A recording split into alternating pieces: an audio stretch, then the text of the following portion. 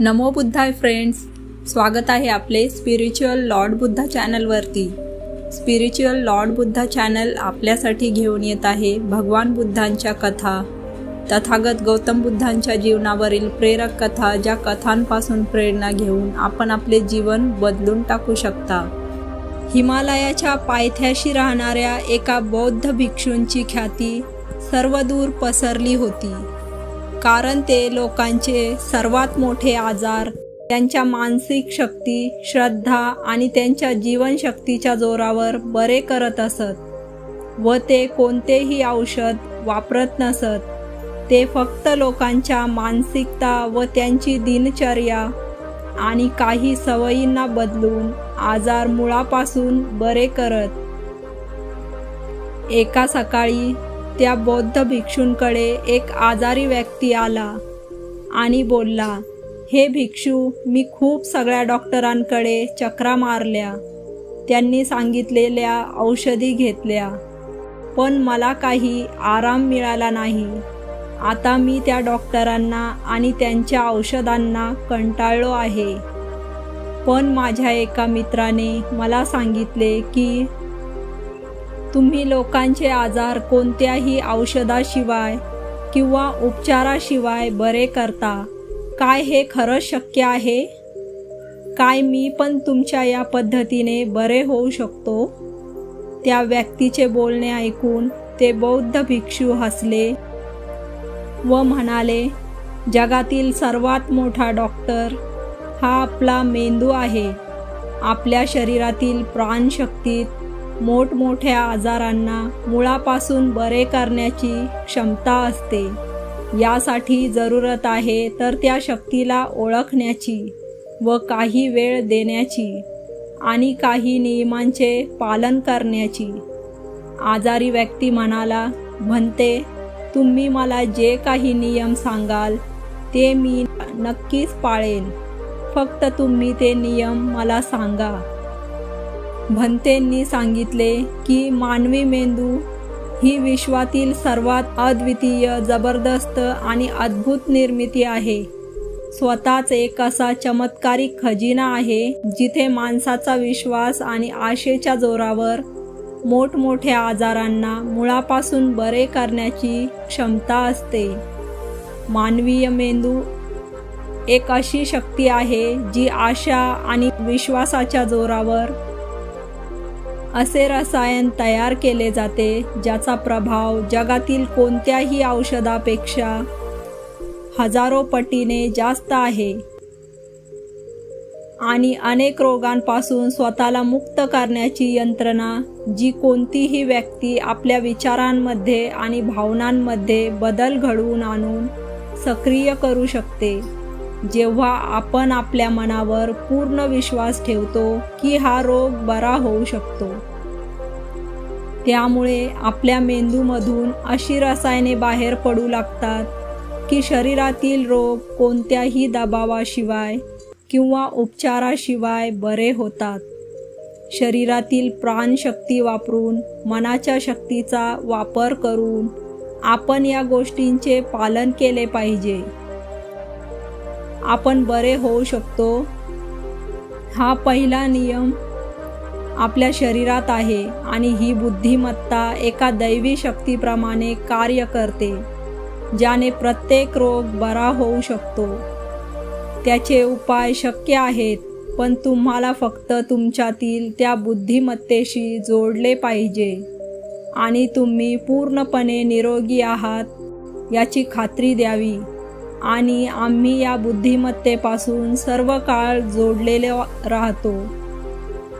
अगदी 1 मिनिट जरी आपण वेगळे झालो तरी आपण आजारी पडतो आणि आपल्या शरीराचे संतुलन बिघडून जाते आणि विविध प्रकारचे रोग आपल्याला घेरतात किंवा आपल्यातील ती चेतना, ज्याला आपण अवचेतन मन देखील म्हणतो, मनाची सर्व शक्ती आपल्या अवचेतन मनाकडे असते।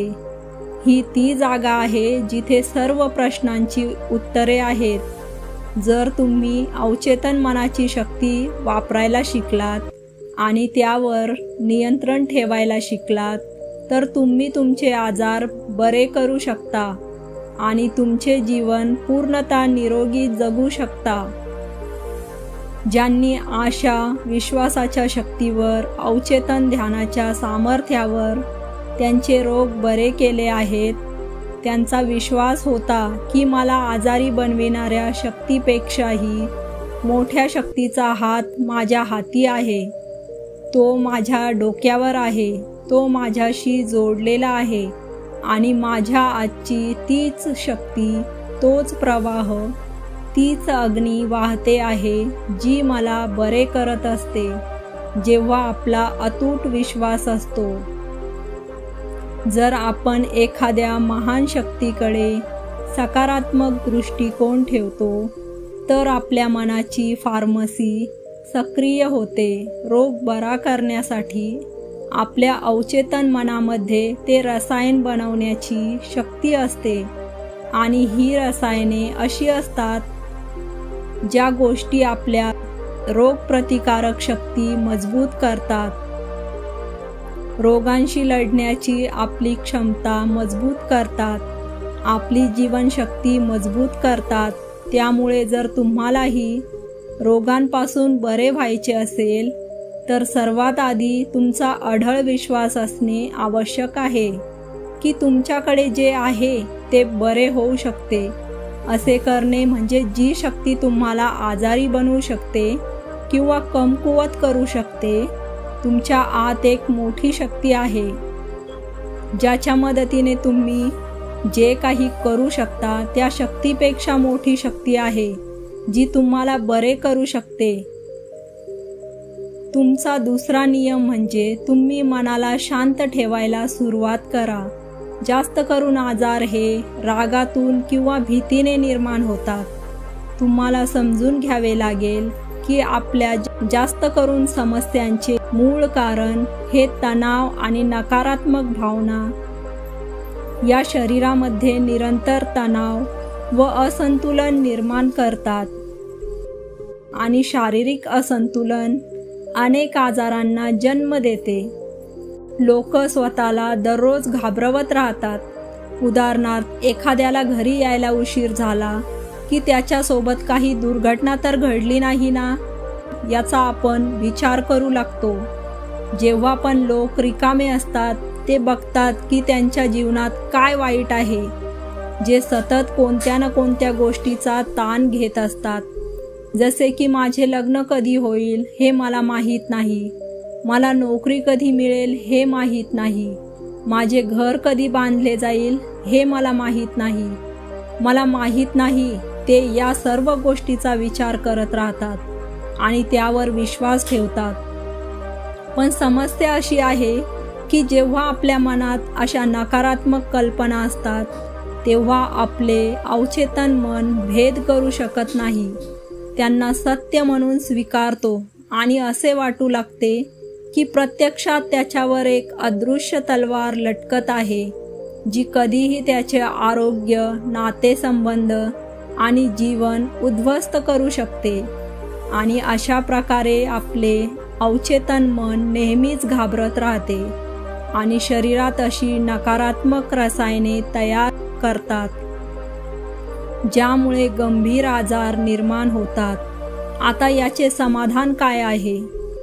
याचे समाधान आहे स्वतःसाठी अशी नकारात्मक कहाणी बनवणे बंद करा आणि समस्यांच्या समाधानावर काम करायला सुरुवात करा. याशिवाय मनाला शांत करण्याचा आणि मनातील सर्व घाण काढून टाकण्याचा हा एक अतिशय प्रभावी उपाय आहे. यासाठी तुमच्या मनातील सर्व नकारात्मक विचार, राग, चिडचिड, भूतकाळातील वाईट घटना या सर्व गोष्टी कागदावर लिहून ठेवा. लिहिल्यानंतर ते स्वतः वाचू नका आणि कोणालाही वाचू देऊ नका. फक्त तो पेपर जाळून टाका. असे केल्याने हे आपल्या मेंदूला संदेश मिळतो की माझ्या आतून हे विचार पेपरवर आलेत आणि आता ते जळून भस्म झाले आहेत. यामुळे तुमच्या मनाला एक अविश्वसनीय शांती आणि आनंद मिळेल आणि एक आनंदी असलेलं शांत मनावाल्या शरीरात कोणताच आजार राहू शकत नाही. मग बौद्ध भिक्षू म्हणाले, तिसरा नियम, लोकांना माफ करायला शिका. जर तुम्हाला बरे व्हायचे आहे तर सगळ्यात आधी पहिले शोधा की तुम्हाला कोणाकोणाला माफ करायचे आहे. आम्ही तोपर्यंत स्वतःला मुक्त नाही करू शकत जोपर्यंत आपल्या डोक्यातून म्हणजेच आपल्या विचारातून दुसऱ्यांना मुक्त करत नाहीत. दुसऱ्यांना मुक्त करून आपण दुसऱ्या कोणाला नाही तर स्वतःलाच मुक्त करत आहोत. आपल्या मनाला शांत करतोय, त्याला शांत करतोय. यासाठीच माफ करा आणि पुढे निघून जा. किती दिवस हे ओझं घेऊन राहणार? एक घर होतं. त्या घरात नियम होता की कोणताही कचरा बाहेर फेकायचा नाही. मग झाले असे की हळूहळू कचऱ्याचा ढीग लागायला सुरुवात झाली आणि घरातून घाण वास यायला लागला. तिथे किड्या मुंग्या व्हायला लागल्या आणि घरातील लोक हळूहळू आजारी पडायला लागले. ही फक्त त्या घराची गोष्ट नाही तर आपल्या मनाची आणि शरीराचीही हीच गोष्ट आहे. आपल्या मनाची एक सवय आहे की आपल्यासोबत घडलेल्या सर्व नकारात्मक घटना ते आपल्या आत साठवून ठेवतात. कोणी आपल्याला नकार दिला, कोणी आपल्याला शिवी दिली, ज्यांच्याशी आपले भांडण झाले, सर्व प्रकारच्या नकारात्मक घटना आपल्या मनात घुमत राहतात आणि अशा प्रकारे आपण आपल्या आयुष्यात आलेल्या संधी आणि चांगल्या गोष्टींकडे लक्ष देऊ शकत नाही. या नकारात्मकतेमुळे आपण नेहमी राग, चिडचिड, तणाव, गुदमरल्यासारखे राहतो. 90% वर लोक त्याच स्थितीत राहतात. घरात आम्ही एक दिवसाचा पण कचरा ठेवत नाही कारण दुसऱ्या दिवशी त्यापासून दुर्गंधी सुरू होते. परंतु हेच लोक 15-15, 20-20 वर्ष जुन्या गोष्टी त्यांच्या मनात ठेवतात आणि म्हणतात आमचा रोग बराच होत नाही. जोपर्यंत आपण लोकांना माफ करत नाही तोपर्यंत त्या गोष्टी आपल्या मनातून बाहेर पडणार नाहीत. आणि तुम्ही विचार करताय की हा फक्त एक विचार आहे, पण तो कचरा आहे जो सध्या आपल्या मनातून निघत नाही आणि आतल्या आत पडून आता त्यात दुर्गंधी निर्माण होत आहे. जेव्हा आपण नकारात्मक विचारांनी जीवन जगतो तेव्हा आपण आपल्या शरीरातील रसायने संपवून टाकतो जी आपल्याला निरोगी आणि तरुण ठेवतात आणि आपण अशी रसायने सक्रिय करतो जी आपल्याला आजारी बनवतात, रोगप्रतिकारक शक्ती कमकुवत करतात आणि आपल्याला त्रास देतात. आणि अशा प्रकारे आपण स्वतःमध्ये आजारांना निर्माण करायला सुरुवात करतो. तर यावर उपाय काय आहे? तर यावर उपाय आहे लोकांना माफ करा. ज्यांनी भूतकाळात तुमच्यावर अन्याय केला आहे त्यांना मनापासून माफ करा आणि तुम्ही त्या वेळेपासूनच बरे व्हायला लागाल. चौथा नियम, जर तुम्हाला स्वतःला बरे करायचे असेल तर वर्तमानात जगायला शिका. कारण जेव्हा आपण भविष्यात जगतो तेव्हा आपण चिंता आणि तणावाने भरलेले असतो. जीवनाचे सौंदर्य वर्तमानातील क्षण जगण्यात दडलेले आहे. जे लोक आपल्या शरीरात आणि मनात काही चुकीच्या गोष्टी घेऊन बसले आहेत ते वर्तमानात जगत नाहीत. 5 वर्ष, 10 वर्ष, 20 वर्षांच्या त्यांच्या गोष्टी त्यांच्या डोक्यात घर करून बसले आहेत. यामुळे त्यांच्या मनात, डोक्यात एक वास निर्माण होत आहे व ते अजूनही त्यांच्या दुर्गंधीने गुंडाळलेले आहेत. जर कोणी आजारी असेल तर वर्तमानात स्वतःसोबत बसा आणि मी निरोगी आहे असे समजा. मी आनंदी आहे. कारण जेव्हा तुम्हाला असे वाटते की या क्षणी मी निरोगी आहे तेव्हा पूर्वी मी आजारी होतो तेव्हा तुमच्या मेंदूमध्ये अशी रसायने तयार होऊ लागतात ज्याने तुमचे शरीर बरा होण्याचा वेग अनेक पटींनी वाढेल. पण तुमच्या श्वासाचे साक्षीदार बनून आजूबाजूला पडलेल्या गोष्टींकडे लक्ष देऊन वर्तमानात कसे यावे. जेव्हा त्यांना त्यांच्या सभोवतालची जाणीव होते तेव्हा आपली विचार करण्याची आणि समजण्याची शक्ती वाढते आपल्याला. आणि जेव्हा आपल्या मनाला हे समजते तेव्हा आपल्यात मोठा बदल होतो. आपण नकारात्मक विचार करणे सोडून देतो आणि आपल्याला प्रत्येक कामात यश मिळू लागते, कारण आपल्या मनाला कल्पनाशक्ती आणि वास्तव यात फरक करावा लागतो. म्हणूनच आपल्याला फरक कळत नाही. जर तुम्ही निरोगी व्यक्तीची कल्पना केली तर तुमचे मन तुम्हाला निरोगी बनवण्यास सुरुवात करेल. 5वा नियम, स्वतःवर प्रेम करायला शिका. वर्ष निघून जातात पण माणसं स्वतःबद्दल स्वतःशी कधीच बोलत नाहीत. ते हेच नाही समजू शकत की त्यांचा आवडता पदार्थ कोणता आहे, त्यांना काय आवडतं. ते स्वतःसोबत वेळ घालवायला विसरतात. जर बरे व्हायचे असेल तर स्वतःशी प्रेम करावेच लागेल. आपले मूल्य जाणावेच लागेल. अनेक महिला आणि पुरुष कौटुंबिक जबाबदाऱ्यांच्या गडबडीत स्वतःला गमावून बसतात. तुम्ही ज्या दिवशी स्वतःला मिळवलं त्या दिवसापासून तुम्हाला स्वतःची किंमत कळायला लागेल. आणि ज्या दिवशी व्यक्तीला स्वतःची किंमत समजली, समजून घ्या की ती व्यक्ती स्वतःवर प्रेम करायला लागली. 6वा नियम आहे सकारात्मक विचार करा. दररोजच्या आपल्या दिवसाच्या सुरुवातीला स्वतःला प्रश्न विचारा की मी आजच्या दिवशी स्वतःचा महानतम आदर्श कसा बनवू शकतो. बहुतेक लोक सकाळी उठतात आणि फक्त त्यांच्या समस्यांबद्दल विचार करतात आणि बहुतेक समस्या त्यांच्या भूतकाळाच्या आठवणी असतात. जसे की त्यांच्या समस्येबद्दल विचार करतात ते त्यांच्या भूतकाळातील गोष्टींबद्दल विचार करू लागतात. प्रत्येक समस्येशी एक भावना निगडीत असते आणि त्यांच्या भूतकाळाचा विचार करून ते दुःखी होतात आणि स्वतःला उदास समजू लागतात आणि स्वतःला अयोग्य समजायला लागतात. पुढचे 7 दिवस सकाळी उठल्यावर तुम्ही स्वतःच्या दिवसाची सुरुवात सकारात्मक विचारांनी करा. सकाळी उठताच विचार करा की आजचा दिवस मी आनंदात कसा घालवणार. निर्णय घ्या की आजचा दिवस मी आनंदात घालवणार. तुम्ही दिवसाची सुरुवात आनंदाने, सकारात्मकतेने आणि उत्साहाने केली पाहिजे. शारीरिक अवस्था ही आपल्या मानसिक अवस्थेशी डायरेक्ट जोडलेली असते.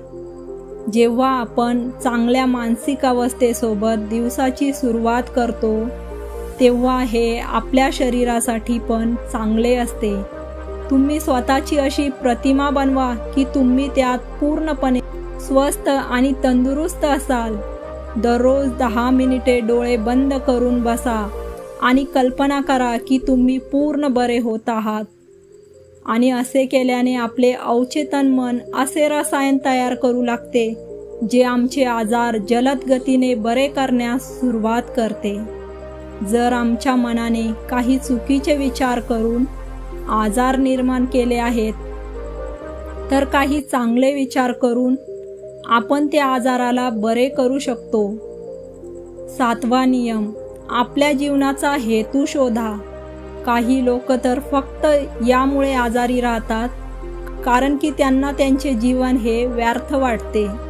त्यांच्या जीवनाला काही ध्येयच नसते आणि ते वेळेच्या आधीच स्वतःला म्हातारे जाणवू लागतात. आयुष्यातील कोणतेही ध्येय किंवा उद्दिष्ट हे दीर्घ आणि चांगल्या आरोग्यासाठी खूप महत्त्वाचे आहे. दररोज अंथरुणावरून उठण्यासाठी तुमच्याकडे काही कारण पाहिजे. जेव्हा आम्हाला वाटते की आमच्या जीवनाचे काही महत्त्व आहे आणि आम्ही आमच्या ध्येयाशी जोडलेले असतो तेव्हा आम्ही जास्त आनंदी राहायला लागतो.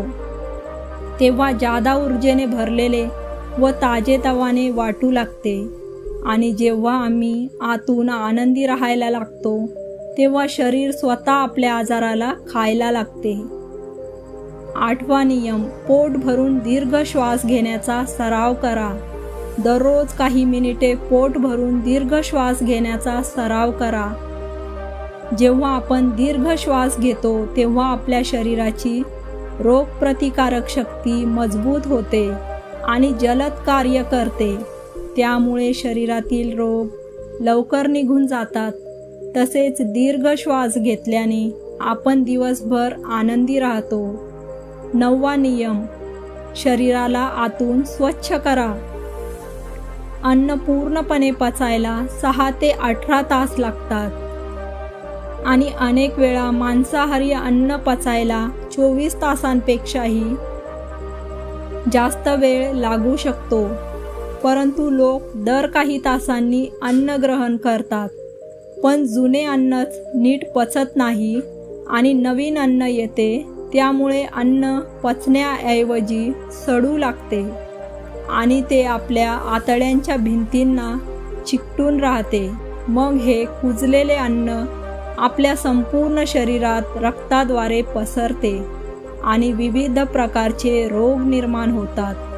यापासून बचाव करण्यासाठी व्यक्तीने दररोज 16 तास उपवास केला पाहिजे किंवा आठवड्यातून एकदा 24 तासाचा उपवास केला पाहिजे, ज्यामुळे शरीरातील प्राणशक्तीला अन्न पचविण्याच्या कामापासून मुक्तता मिळून शरीराची आतून स्वच्छता करू शकेल.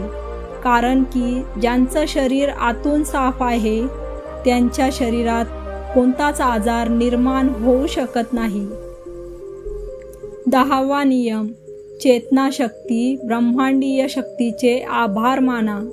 तुमच्याजवळ जे काही आहे, चांगले स्वास्थ्य, चांगले नातेसंबंध, धन दौलत, यासाठी वैश्विक शक्तीचे आभार माना.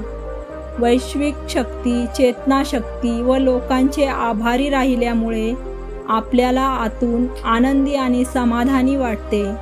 आभार मानल्यामुळे तुम्हाला आतून बदलून टाकते. हे एखाद्या व्यक्तीच्या शरीरासाठी आणि मनासाठी औषधाप्रमाणेच काम करते. एक आशावादी आणि कृतज्ञ व्यक्तीची इतरांपेक्षा आजारी पडण्याची शक्यता खूप कमी असते आणि जरी तो काही कारणाने आजारी पडला तरी त्याचा बरा होण्याचा वेग हा सामान्य व्यक्तीपेक्षा जलद असतो. यामुळेच शरीरातील प्राणशक्तीवर अतूट विश्वास ठेवा. आशावादी रहा, आनंदी रहा, सकारात्मक विचार करा आणि विश्वाप्रती कृतज्ञता व्यक्त करत रहा. कोणताही रोग त्याच्या मुळापासून दूर करण्याचा हा अचूक मार्ग आहे.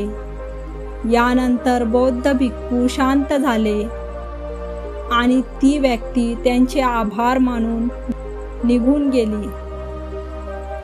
मित्रांनो, 90% लोक हे पोटात साचलेल्या घाणीमुळेच आजारी पडतात.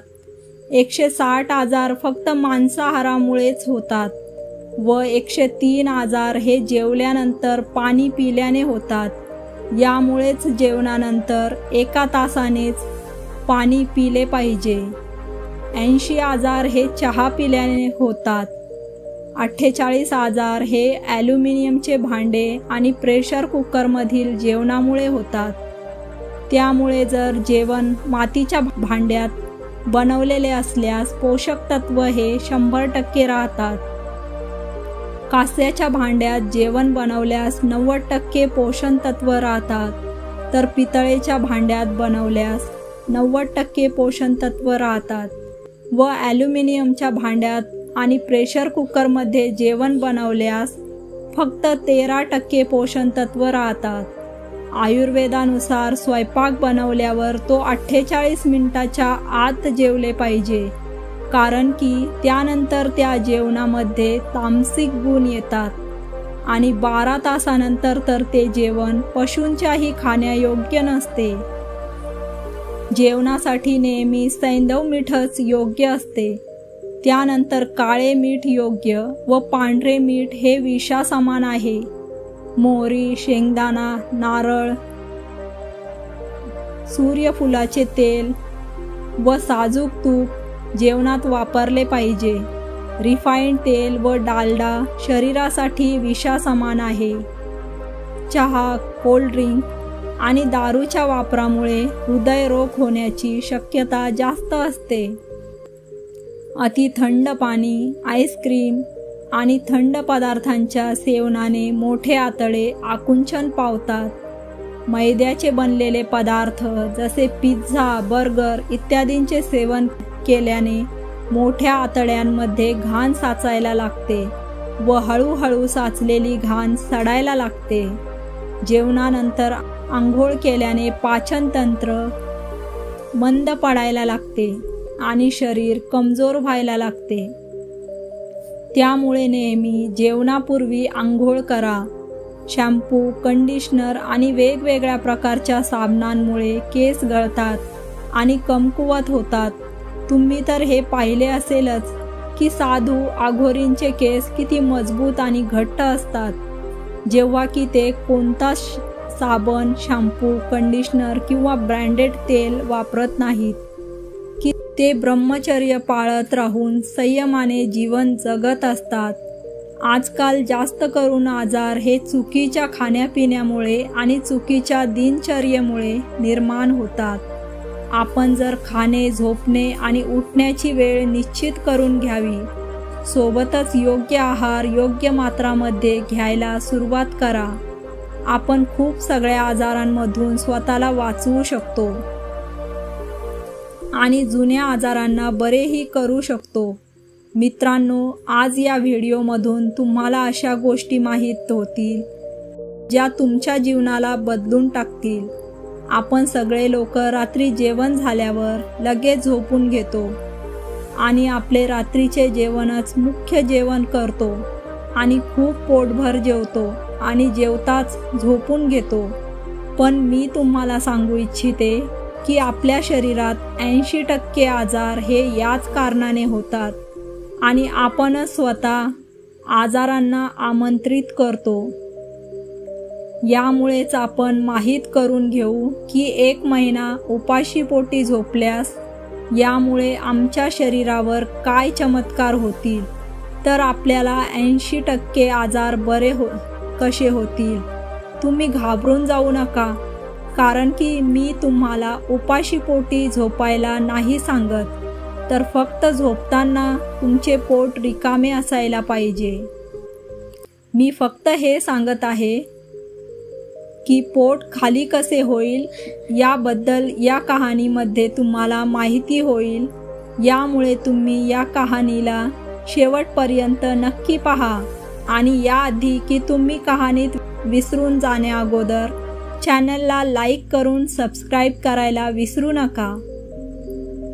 एकदा एक गुरु जे आयुर्वेदाचे जाणकार होते ते आपल्या शिष्यांना उपदेश देत होते. आता तुम्हाला तर माहीतच आहे की त्या प्राचीन काळी आजच्यासारखी पुस्तके नव्हती आणि गुरु शिष्यांना पुस्तकांशिवाय शिकवायचे आणि ते ज्ञान आपल्याला आज पुस्तकांमध्ये पण मिळत नाही. आणि ते गुरु शिष्यांना सांगत होते की मुलांनो, काय तुम्हाला माहीत आहे की खूप वेळेपर्यंत आपण निरोगी कसे राहू शकतो? तर शिष्य म्हणाले, गुरुदेव, आम्हाला माहीत नाही, पण तुम्ही त्याबद्दल सविस्तर सांगा. मग गुरूंनी सांगितले की एक छोटासा नियम आहे जो आपल्याला अनेक रोगांपासून दूर ठेवतो आणि जो कोणी हा नियम पाळतो तो म्हातारपणातही तरुण दिसतो, त्याचा चेहरा उजळ राहतो, त्याच्या त्वचेत चमक असते, तो सदैव ऊर्जेने भरलेला असतो. आणि जो माणूस हा नियम पाळत नाही तो तारुण्यात म्हातारा दिसू लागतो. चेहऱ्यावर सुरकुत्या दिसतात, त्वचा कोरडी पडते आणि माणसाला नेहमी थकवा जाणवतो. म्हणूनच आज मी तुम्हाला नियम सांगणार आहे जे काळजीपूर्वक ऐका, कारण हा एक छोटासा नियम तुमचे संपूर्ण आयुष्य बदलू शकतो. तेव्हा एक शिष्य म्हणाला की गुरुदेव, हा नियम सोपा आहे का? तो नियम आम्ही सहज वापरू शकतो का? शिष्याचे बोलणे ऐकून गुरूंनी स्मित हास्य केले व बोलले, हा नियम खूप सोपा आहे आणि हा नियम कोणीही वापरू शकतो आणि तूही वापरू शकतो. शिष्य म्हणाला, गुरुदेव, पण तो नियम काय आहे? गुरूंनी सांगितले की आपण रात्री उपाशी झोपलो पाहिजे. तो शिष्य घाबरला आणि म्हणाला, गुरुदेव, तुम्ही काय म्हणताय? मला उपाशी झोपावे लागेल? मी हा नियम पाळणार नाही, कारण बघा, मी उपाशी झोपू शकत नाही. शिष्याचे म्हणणे ऐकून गुरु पुन्हा हसले आणि म्हणाले, आधी तुम्ही माझे पूर्ण ऐका, मग हा संपूर्ण नियम समजून घ्या. मी तुम्हाला हे सांगत आहे की तुम्ही सकाळी अन्न खावे आणि त्यानंतर अजिबात अन्न खाऊ नका. मी असे म्हणत नाही, तर रात्री उपाशी पोटी झोपी जा. मग गुरु सर्व शिष्यांना म्हणाले, आता तुम्ही सर्व माझे लक्षपूर्वक ऐका. आणि मग गुरूंनी आजपर्यंत तुमच्या जीवनशैलीत केलेले सर्व बदल आणि तुम्ही पाळलेले नियम सांगू लागले. हा नियम करणे कठीण नाही, तुम्ही ते सहजपणे पाळू शकता. यासाठी सर्वप्रथम तुम्हाला हे माहीत असले पाहिजे की आपल्या शरीरात एक प्राणशक्ती आहे जी सर्व नियंत्रित करते. जसे की आपले कार्य, जेव्हा आपण अन्न खातो तेव्हा ती प्राणशक्ती आपल्या मेंदूचे कार्य पचविण्यात व्यस्त होते. त्यावेळी ती प्राणशक्ती त्या मेंदूचे कार्य योग्यरित्या चालविण्यात व्यस्त होते. धावत असताना आपण आपली प्राणशक्ती कार्य करते. ती प्राणशक्ती आपल्या शरीराचे प्रत्येक कार्य करते. परंतु येथे एक गोष्ट समजून घेणे आवश्यक आहे की ही प्राणशक्ती एका वेळी एकच कार्य करू शकते. जर तुम्ही जेवण केलं आणि जेवणानंतर लगेच काहीतरी विचारात पडले तर त्याचा प्रभाव तुमच्या पचन संस्थेवर पडेल, कारण की जी प्राणशक्ती आहे ती पूर्णपणे पाचन तंत्रावर काम करू शकणार नाही, कारण तुम्ही तर तिला विभागले आहे. प्राणशक्तीचे काम आहे की तुम्ही खाल्लेले अन्न पचवायचे, पण तुम्ही तर विचारात पडले आणि प्राणशक्तीचे काम आता विभागले गेले आहे.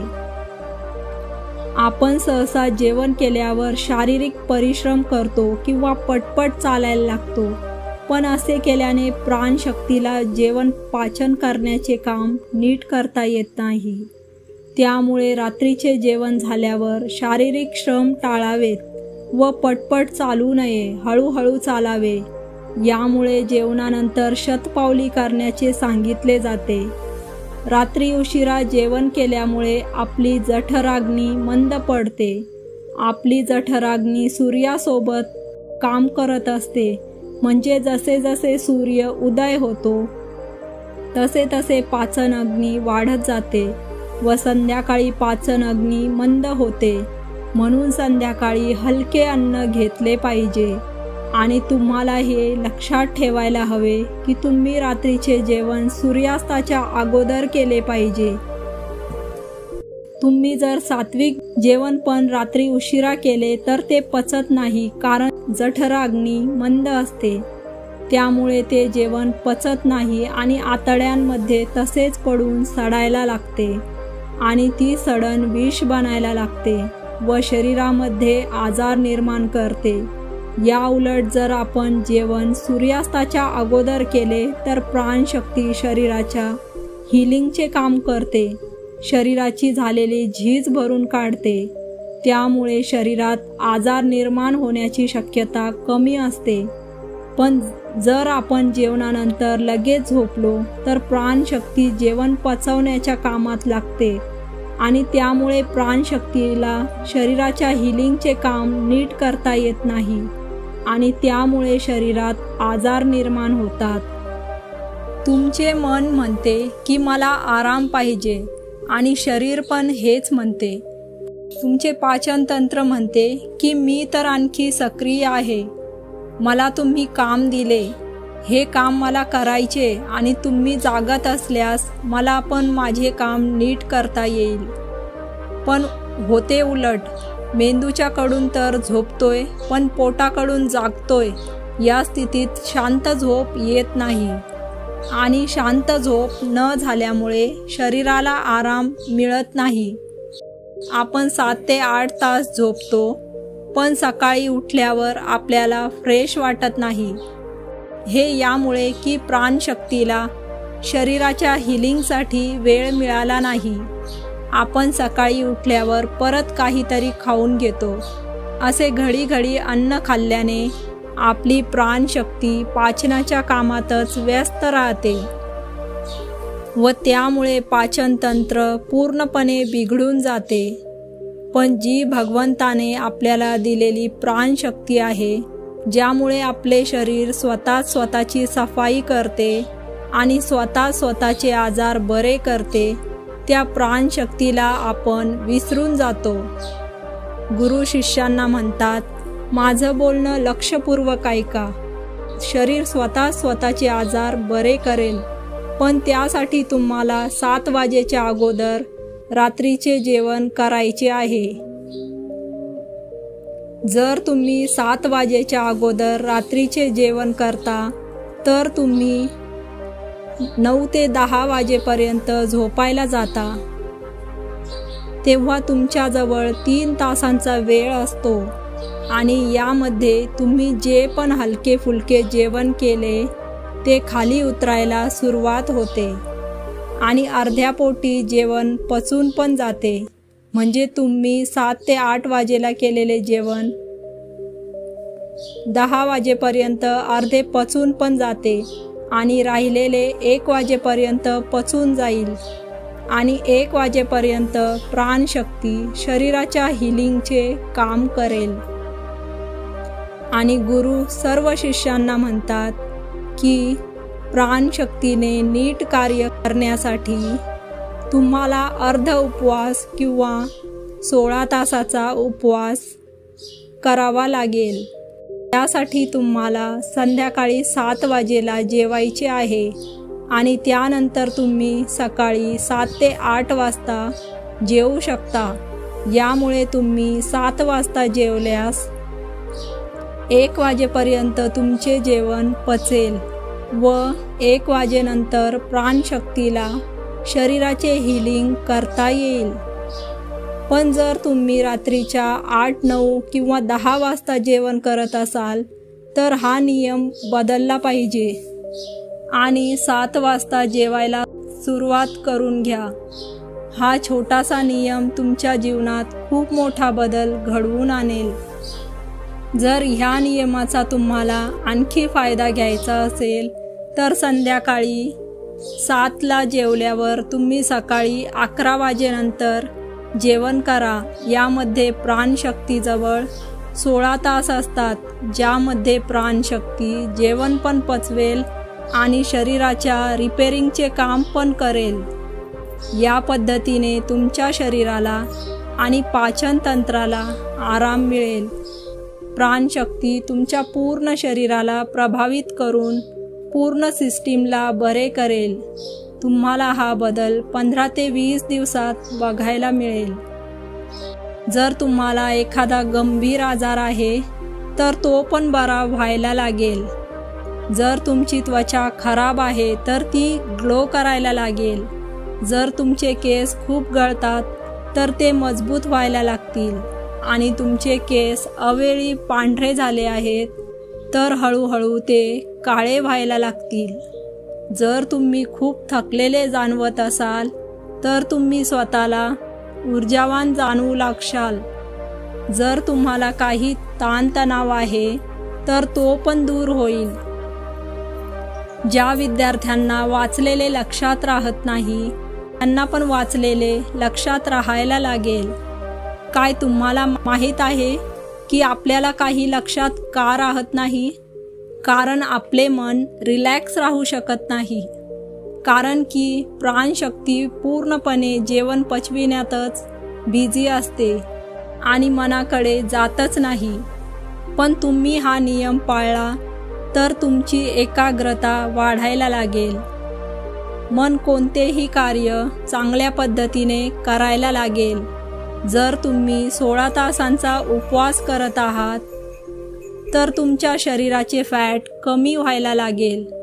जर तुम्ही वजनसुद्धा वाढवू इच्छिता तर तुमचे वजनही वाढायला लागेल, पण फॅट कमी व्हायला लागेल. कारण एक्स्ट्रा फॅट जाडपणा वाढवतो व त्यामुळे शरीरात आजार निर्माण होतात. हा नियम तुमच्यासाठी सर्व प्रकारे उपयोगी आहे. गुरूंचे बोलणे ऐकून एक शिष्य उभा राहिला आणि म्हणाला, गुरुदेव, माझ्या मनात 2 प्रश्न निर्माण झालेत, त्याचे पण उत्तर द्या.